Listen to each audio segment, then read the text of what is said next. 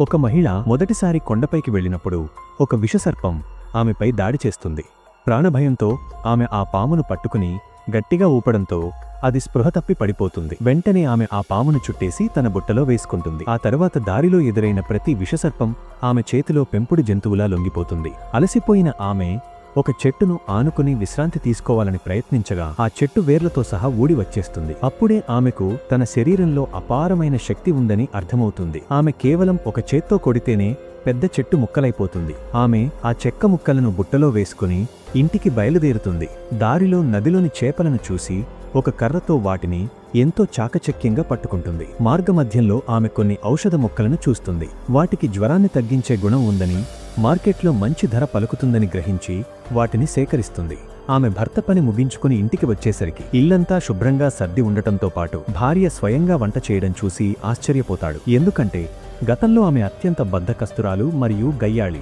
చిన్న మాట తేడా వచ్చినా ఇంటిని నరకం చేసేది. ఆమె పెట్టే హింస భరించలేక అతని తల్లిదండ్రులు కూడా వేరు కాపురం పెట్టారు. ఆమె తన భర్తను కొట్టేది, విసిరి పారేసేది కూడా.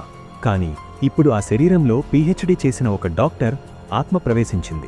తన పాత ఇమేజ్ను మార్చుకోవడం అంత సులభం కాదని ఆమెకు తెలుసు. భర్త ఆమె చేసిన వంటలో విషం కలిపిందేమోనని భయపడుతూ తినడానికి నిరాకరిస్తాడు. దాంతో ఆమె కోపంగా బెదిరిస్తుంది. భయంతో అతను ఒక ముద్ద తినగా ఆ రుచికి ఫిదా అయిపోతాడు.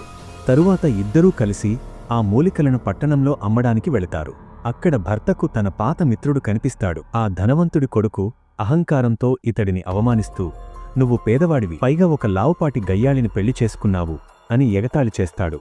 కాని వైద్యశాల యజమాని ఆ మూలికల నాణ్యత చూసి ఆశ్చర్యపోయి వాటికి 12 వెండి నాణేలు ఇస్తాడు. ఇది చూసి అందరూ నోరెళ్లబెడతారు. ఇంటికి వచ్చాక భర్త మనసు మారుతుంది. ఆమెలోని మార్పును గమనించి అతను చాలా సంతోషిస్తాడు. ఇక ఆమె భర్త శరీరంపై ఉన్న గాయాలకు మందు రాస్తుంది. తన పాత తప్పులను సరిదిద్దుకోవాలని ఆమె అత్తమామల ఇంటికి చేపల పులుసు తీసుకుని వెళ్తుంది. కాని ఆమెను చూడగానే వారు భయంతో వణికిపోతారు. మళ్లీ తిండి కోసమో లేదా డబ్బు కోసమో వచ్చిందేమోనని ఆందోళన చెందుతారు.